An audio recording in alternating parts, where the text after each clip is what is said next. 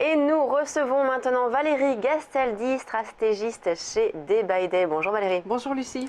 Alors nous sommes à l'aube de deux rendez-vous majeurs, celui de la BCE tout d'abord jeudi dans 2 jours, ainsi que celui de la Fed le 15 et 16 décembre. Alors la BCE a annoncé, enfin en tout cas Mario Draghi s'est quasi engagé à prendre des mesures supplémentaires pour soutenir les marchés.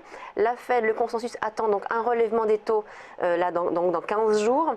Est-ce que vous pensez que même si on a eu des annonces dans ce sens, elles vont agir? Est-ce qu'elles sont obligées aujourd'hui maintenant d'agir, ces deux institutions? C'est une question difficile pour moi, Lucie, parce que moi, ce qui m'intéresse, c'est plutôt est-ce que le marché va croire... voilà. En tout cas, le marché anticipe. Qu'est-ce que le marché va penser? Le marché anticipe ça aujourd'hui. Oui, le marché anticipe ça aujourd'hui. On est effectivement positionné on n'a pas énormément progressé sur les marchés obligataires européens. On est revenu au niveau qu'on avait quelques jours après l'intervention, la réunion du mois d'octobre. Et là, on est bien positionné, donc on ne va plus beaucoup bouger jusqu'à jeudi. A priori, sur les marchés obligataires européens, on va même peut-être un petit peu se replier. Les marchés obligataires américains se sont un petit peu repris, c'est-à-dire qu'ils sont... On n'a pas encore donné de signaux à moyen terme sur les marchés obligataires américains de retournement violent. C'est-à-dire que si hausse des taux il y a, le marché n'est pas en train de paniquer au sujet de cette hausse de taux. Voilà.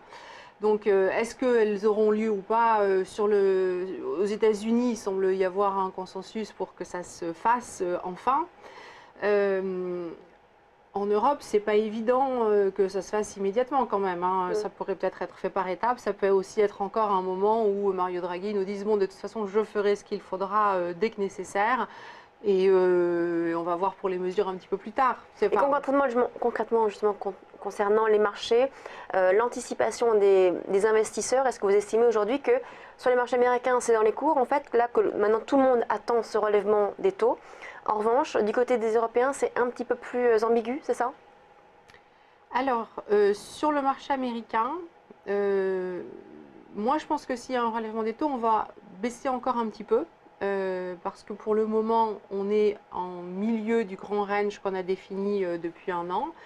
On n'a pas encore beaucoup baissé sur les obligations américaines. Ça a été extrêmement réduit, justement. On est resté dans ce range.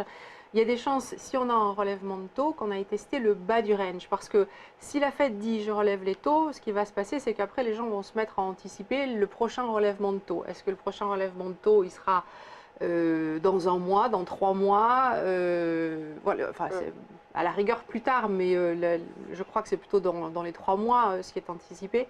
Et donc on risque d'aller tester les bornes basses pour tester les limites des scénarios. Donc sur les marchés américains, je pense que les obligations, elles ont un petit peu de potentiel de baisse encore dans les semaines qui viennent. Sur le marché européen, est-ce que ça a été anticipé déjà ou pas?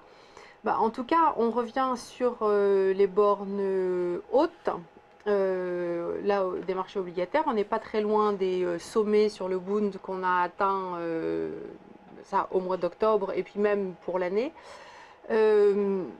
C'est pas évident qu'on arrive à franchir tout de suite après la BCE. Voilà, il faudrait vraiment qu'elle nous annonce... Il y a beaucoup d'attentes, il y a eu déjà beaucoup d'anticipation et il va falloir qu'elle nous annonce quelque chose de fort pour que vraiment on arrive à progresser plus. Ce qui n'est pas sûr du tout au vu des configurations actuelles qui sont plutôt des configurations lentes. On a l'impression aujourd'hui qu'il ne se passe pas grand-chose comme sur les marchés. C'est vrai que tout reste un peu haussier, mais c'est très lent, c'est très mou. Ah oui. On a l'impression que c'est un peu le calme avant la tempête. C'est votre sentiment aussi? Je ne sais pas si ça va être la tempête, mais en tout cas, ce qui est clair, c'est que la plupart des positions sont prises et que les gens attendent les banques centrales parce que c'est vraiment ce qui va beaucoup définir la dynamique de l'année 2016. Voilà, donc ils n'ont pas envie de prendre des positions dans des marchés qui sont étroits avec des volumes qui sont extrêmement faibles avant d'avoir les éléments majeurs de compréhension de ce qui peut se passer en 2016 ou au moins au premier trimestre de l'année 2016. Donc on est beaucoup dans des situations d'attente avec des mouvements extrêmement lents, effectivement. En tout cas, on sent que les investisseurs quand même s'attendent à quelque chose de la part des banques centrales. Tout à fait. Le nombre de gérants que je reçois sur ce plateau me disent mais si, il faut qu'ils fassent quelque chose, on attend un geste de sa part. Est-ce que vous estimez que quelque part ils ont raison d'être optimistes, d'attendre finalement ce geste des banques centrales? Alors, je suis tout à fait d'accord sur le fait qu'ils l'attendent. En fait, c'est ce qu'il ressort actuellement sur les marchés européens, sur les marchés de dérivés. On voit qu'on a eu relativement peu de couvertures à la baisse qui se sont mises en place et beaucoup de calls qui ont été achetés, des volatilités qui se sont plutôt repliées dans l'ensemble jusqu'à présent, ce qui n'est pas fréquent parce que quand on arrive à la proximité d'une réunion d'une banque centrale, on peut avoir une volatilité qui reste assez tenue justement à cause de l'incertitude. Donc a priori, on a en Europe cette semaine un niveau d'excès de confiance relativement élevé. Aux États-Unis, moins. Mais d'abord, aux États-Unis, encore 2 semaines avant, plus de 2 semaines avant la réunion de la Banque centrale. Donc, on va voir comment évolue cette confiance.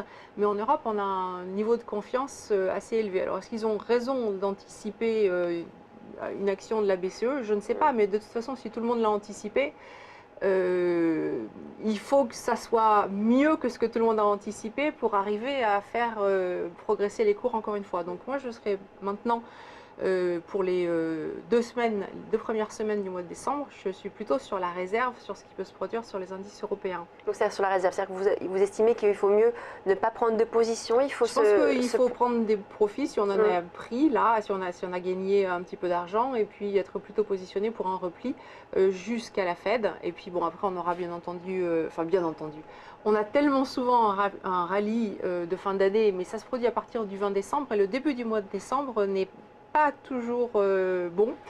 Et là, on est bien positionné pour avoir un repli sur le début du mois de décembre, à court terme. Hein. On parle souvent d'ailleurs d'un rallye de fin d'année, le rallye de Noël. Est-ce que là, du coup, on pourrait l'avoir après la fête? Parce que vous disiez que si on a cette fête qui relance, finalement, qui remonte ces taux, on pourrait avoir une petite correction derrière. Donc, du coup, ça anéantirait totalement ce rallye. Le vrai rallye de Noël, c'est à partir du 24 décembre à peu près. Hein. Donc, la fête, c'est le 18. On peut avoir le rallye de fin d'année le 16, pardon. On peut avoir le rallye de fin d'année entre Noël et Jour de l'An, comme au moment où il doit avoir lieu, mais on peut avoir un petit repli encore quelques jours après. Enfin, il peut aussi être anticipé ce repli. La fête c'est loin, on a encore 2 semaines, donc il faut d'abord passer la BCE et puis on va voir après comment on se positionne et donc comment les choses peuvent bouger.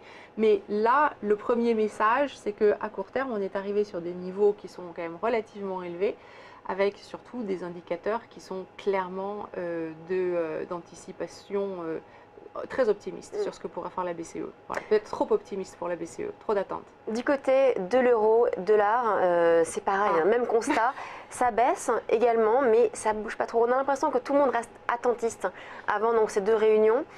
Beaucoup nous disent, voilà, si on a cette réunion de la BCE qui finalement fait un second cure, on va dire, on pourrait aller jusqu'à la parité. Certains donc, voient même plus bas que la parité.